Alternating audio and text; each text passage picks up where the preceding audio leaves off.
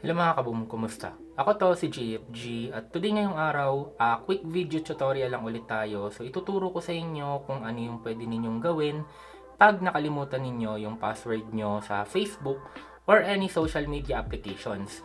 Pero take note lang na yung tutorial na ituturo ko sa inyo is para lang sa password ng Facebook or social media na still nakalagin sa account ninyo pero nakalimutan nyo yung password.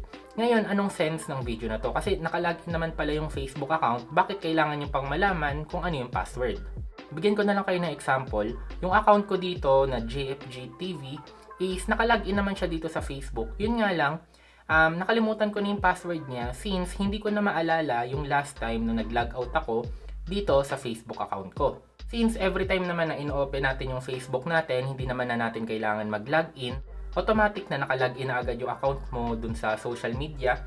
Any social media pa yan, YouTube, Facebook, Twitter, di ba? Kung ano man yung ginagamit yung social media accounts, usually sa phone ninyo is nakalagin ka na agad dyan and hindi mo na maalala kung kailan yung last time na nag-log out ka. Ngayon, paano ninyo aalamin kung ano ba yung password ninyo dito sa social media account ninyo? So, sobrang simple lang naman ang gagawin ninyo. Una, open ninyo lang yung Google app. Then, once na nandito na kayo sa Google app ninyo, open ninyo yung email na ginagamit ninyo. Then, click nyo ngayon yung manage your Google account. So, click natin yan. Okay, so ang gagawin lang natin dito is pupunta kayo ngayon dito sa security.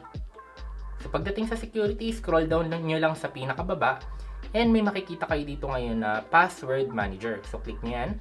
So, once na nandito na kayo sa password manager, makikita nyo nandito yung ilan sa mga social media accounts ninyo, games, or other applications na kinakailangan na mag-login kayo, even yung Netflix, HBO, depende na lang pag sinisave nyo yan sa Google account ninyo. So, makikita nyo yan lahat dito sa password manager. So, ngayon, ang gagawin nyo, for example, sa Facebook, ang gagawin nyo, click nyo yung Facebook, type nyo lang kung ano yung screen lock ninyo, then makikita nyo, after ko ilagay yung aking PIN code, andito na yung password ko. So, pwede ko yan i-click. Pero pag kinlik ko yan, makikita ninyo yung password ko.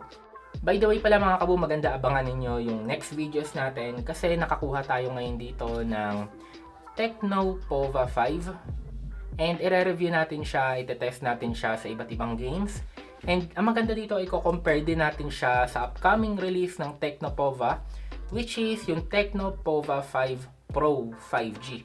So, nandito sa atin yung base variant and nandito din sa atin yung Pro variant.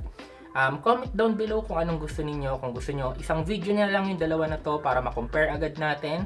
Or gagawa tayo ng separate video about Tecno Pova 5 and gagawa din tayo ng another video for Tecno Pova 5 Pro. So, yun lang. See you in the next video.